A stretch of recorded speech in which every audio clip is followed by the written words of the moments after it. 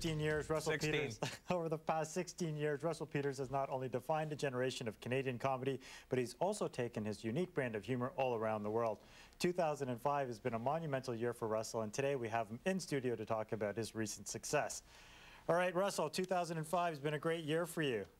That is correct, Mohit. Why don't you tell our audience a little bit about this year for you? I don't know. You know, it's been okay. I've been touring across the states, doing big theaters, anywhere from 1,000 to 2,500, and it's been sold out the entire time, which is a great thing. Got a television deal with Werner Goldmiller. And so for our audience who's not familiar with just how big that deal is. It's sort of like if Amitabh Bachchan, I'm just trying to do it in, you know, the parameters of your audience. Okay. If Amitabh and Steven Spielberg collided on a comedy set, they would be Werner Goldmiller. Yeah, and they've got a history of working with people like? Bill Cosby, The Cosby Show, Roseanne, That 70s Show, Third Rock from the Sun. Wow. Tom Werner, I didn't know this, but Tom Werner back in the day was like, he did Bosom Buddies and all that kind of stuff. So. And he owns the Boston Red Sox, apparently. Ah, so you can get tickets now. I can get tickets if I really decide to like baseball. So you grew up in Brampton. That is correct. The B-town. How important was the multicultural environment in some of, you know, the routine that you have now, in shaping some of that routine? How important was it growing up in Brampton? Yeah. Well, it was very important because back then, Brampton wasn't the place that it is now. Right. Brampton wasn't the big Indian Mecca that it is now. And so, you know, you get reminded every day that you are not this race or that race, that you are that. Okay. So my job on stage now is to do what everybody did to me when I was a kid, remind me that I wasn't white or black or whatever. My job now is to remind you that I'm Indian because you tried to make me never forget it. But you add humor to it, and when someone comes to your show, a lot of your show is interaction. What do you find the best about like doing the interactive part of your show? It's that whole element of the unknown. You don't know what they're going to say. Yeah. I mean, and sometimes you can tell if a guy's going to try and get smart with you by his answer, by the way he answers you. And then the minute you sense it, you're kind of like, oh, you're a dick. Can you say that on Bollywood Boulevard? No, but thanks. Now, who's better at bargaining, South Asians or Asians? Well, since South Asians are Asians, it's sort of a moot point. Okay. I got you there.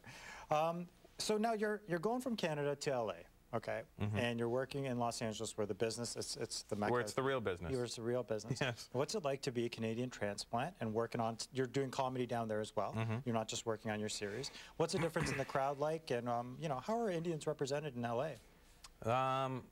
They don't have the same stigma that they have in Canada, I mean the Indian community over there. They're a lot newer. You know, there are very few families more than 30 years maximum. Deep in the U.S. I mean, as far as I've met. I'm sure there are more, you know what I mean, but as far as I've met. In Canada, we had to deal with a lot of racism growing up here.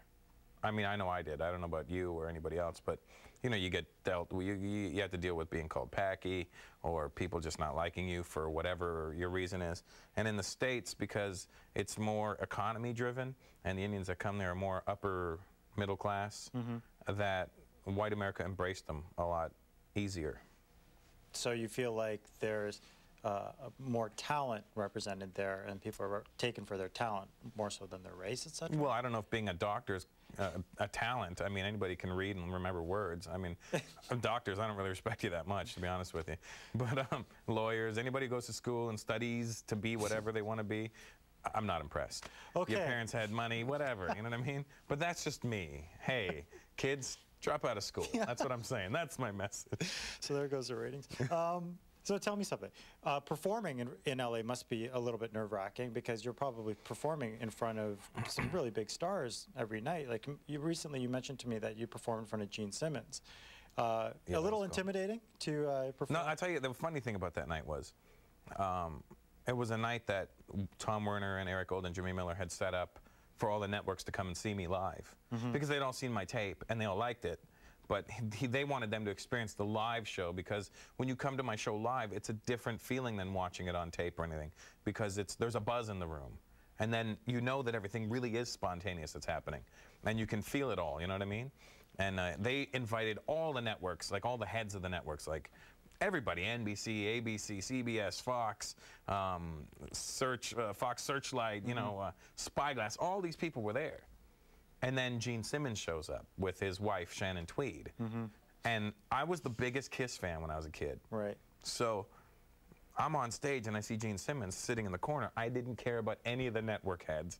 I didn't care about the fact that my entire career was riding on this night. Yeah. I wanted to make sure that Gene Simmons was laughing. I wanted to entertain him for entertaining me for so many years. And it was a great feeling. It was a great feeling. And then the next show, right after that one, because I was on such a buzz from Gene Simmons being at my show, that I murdered the next show because it was just like I was in such a good mood. And it seems like that good mood has brought you back to Canada. You're doing the UMAC Awards this weekend, or? Well, we're shooting it next Tuesday. Is the show, which is the Urban Music Association Awards. Yeah, is that what it's called? Yeah, something like that. And you're also doing a very special benefit for Gilda Radner. You want to tell us a little bit about that? My business manager, Fred Levy, who's Eugene Levy's brother, who hosts the Gilda's Club thing every year, asked me if I would come in and do a set for this charity that is for Gilda Radner, who I'm sure Indian people have no clue. She goes, who is Gilda Radner? Who's the Gilda Radner? No, but it's important because a lot of people come I mean, it's a big deal. I mean, there's some great talent on the show. Bryan Adams is going to be there. Yeah. Kim Cattrall from Sex and the City, who I'm hoping. Yeah.